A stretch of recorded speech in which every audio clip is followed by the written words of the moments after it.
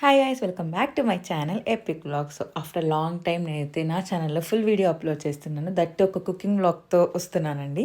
So ఈ vlog వచ్చేసి end వరకు చూడండి. సో నేను థంబ్నెయిల్ పెట్టింది అది ఎందుకు పెట్టాను అనేది మీరు ఈ ఎండ్ వరకు చూస్తే మీకు తెలిసిపోతుంది. సో ఈ ప్రాసెస్లో నేనైతే ఈరోజు చేయబోతున్నది వచ్చేసి ఒక ఈజీ స్పాంజ్ కేక్ అన్నమాట.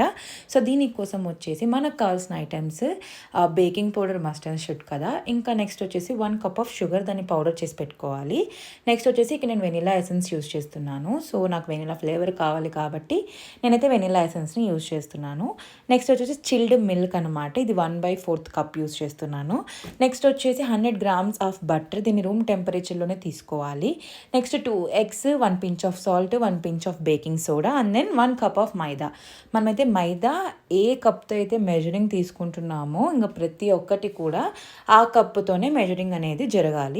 సో ఇక్కడైతే నేనైతే బటర్ని రూమ్ టెంపరేచర్కి వచ్చిన తర్వాత కూడా ఇంకా నేనైతే మెల్ట్ చేసి పక్కన పెట్టేసుకున్నాను. సో నెక్స్ట్ వచ్చేసి మనమైతే ఇందాక నేను షుగర్ కప్ చూపించాను కదా. సో ఆ కప్పు ఫుల్ నేనైతే ఇక్కడ మైదా వేసుకొని ఇక్కడ నేను వచ్చేసి జల్లెడ పట్టుకుంటున్నాను అనమాట. సో ఇది ఎందుకు చేస్తామంటే ఏమైనా లమ్స్ ఉంటే అది పోతుంది. సో మైదా చేసిన తర్వాత అలాగే షుగర్ పౌడర్ కూడా చేసుకున్నాం కదా. ఆ కప్ ఆఫ్ షుగర్ పౌడర్ చేసుకొని దాన్ని కూడా ఇలా జల్లెడైతే పట్టేసుకోవాలి. సో ఇంకా కొంచెం పెద్దగా ఉంటే స్ట్రైనర్ అనేది ఇంకా తొందరగా అయిపోతుంది. సో నేనైతే ఇక్కడ చిన్నది యూజ్ చేశాను. సో అందుకనే కొంచెం టైం తీసుకునిందనమాట. సో ఇంకా అదంతా అయిపోయిన తర్వాత సేమ్ ఇందులోని మనము 1 table spoon of baking powder వేసుకోవాలి. నెక్స్ట్ వచ్చేసి 1 pinch of salt, 1 pinch of baking soda అనమాట. సో ఇదంతా వేసేసుకొని ఒక్కసారి దీన్ని కలిపేసుకొని పక్కన పెట్టేసుకోండి. సో నెక్స్ట్ వచ్చేసి ఒక మిక్సీ అందులో మనం 2 ఎగ్స్ వేసుకోవాలన్నమాట. సో ఇక్కడ నా దగ్గర హ్యాండ్ బీటర్ లేదు కాబట్టి నేను ఆల్టర్నేటివ్ మెథడ్ చేస్తున్నాను. సో అందుకనే మనం ఈ ప్రాసెస్లో మిక్సీ జార్ యూజ్ చేసుకొని చేస్తామన్నమాట. సో అదే హ్యాండ్ బ్లెండర్ అనుకోండి, ఎగ్ వైట్ని ఎల్లోని సపరేట్ చేసుకొని ఆ ప్రాసెస్ డిఫరెంట్ ఉంటుంది. సో ఈ ప్రాసెస్లో వచ్చేసి ఎగ్ వైట్ ఇంకా ఎల్లో 2 వేసేసుకోవచ్చు. నెక్స్ట్ వచ్చేసి నేను ఇందాక బటర్ మెల్ట్ చేసుకున్నాను కదా, అది 100 గ్రామ్స్ మొత్తం వేసేసుకున్నాను. సో అంటే ఇక్కడ మెజర్మెంట్ ఎలా తీసుకోవాలి ఇన్ ద సెన్స్ మనం మైదాతో ఏదైతే కప్ తీసుకున్నామో ఆ కప్లో 1/4 cup of butter or oil anything అనమాట. ఇక్కడ శనగకాయ పప్పు నూనె యూస్ చేయొద్దండి మీరు, బటర్ ఆర్ నార్మల్ ఆయిల్ అంతే.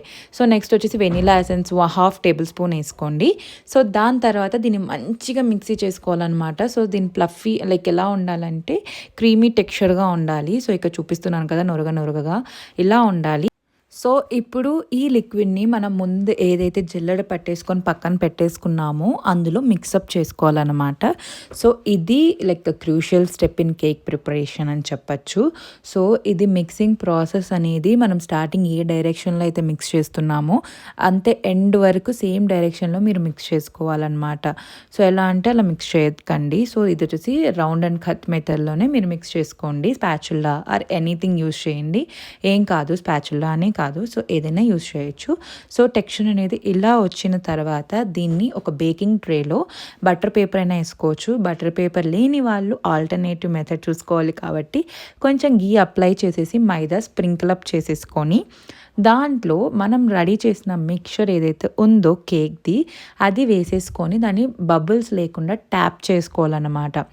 పర్లేదండి, ఒక 4-5 టైమ్స్ ట్యాప్ చేసిన తర్వాత సో దీన్ని కుక్కర్లో అయినా చేసుకోవచ్చు, మైక్రోవేవ్లో అయినా చేసుకోవచ్చు. కుక్కర్ అయితే ముందే ఒక 10 మినిట్స్ ప్రీ హీట్ చేసేసుకొని 45 మినిట్స్ దీన్ని కుక్ చేసుకోండి. అదే ఓవెన్ అయితే ముందే ఒక 10 మినిట్స్ ప్రీ హీట్ చేసేసుకొని 35 to 40 మినిట్స్ అయితే కుక్ చేసేసుకోండి 180 degrees సెల్సియస్లో.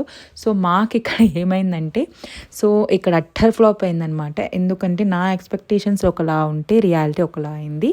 సో మేమైతే ఏదైతే ట్రేలో వేస్తున్నానో అది నేను మైక్రోవేవ్ చేసిన తర్వాత కేక్ అనేది స్పిల్ అయిపోయిందనమాట. క్వాంటిటీ ఆ ట్రే కంటే చాలా ఎక్కువ అయిపోయింది, ఎందుకంటే ఇది నా ఫస్ట్ టైం ప్రిపరేషన్ అనమాట.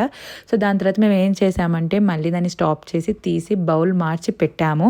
అందుకని కొంచెం మాకు రిజల్ట్ అనేది కొంచెం డిఫరెంట్గా వచ్చింది, ఎక్స్పెక్టేషన్ కంటే కొంచెం తక్కువ. సో కానీ టేస్ట్ అయితే చాలా బాగుంది. సో ఇంకొకసారి మంచిగా చేసి మీతో షేర్ చేసుకుంటాను. ఇది కూడా బాగా వచ్చింది టేస్ట్ వైజ్. అంతే. ఈ వీడియో గైస్ నచ్చితే లైక్ చేసి షేర్ చేయండి, కామెంట్ కూడా చేయండి guys. Bye, see you in the next video.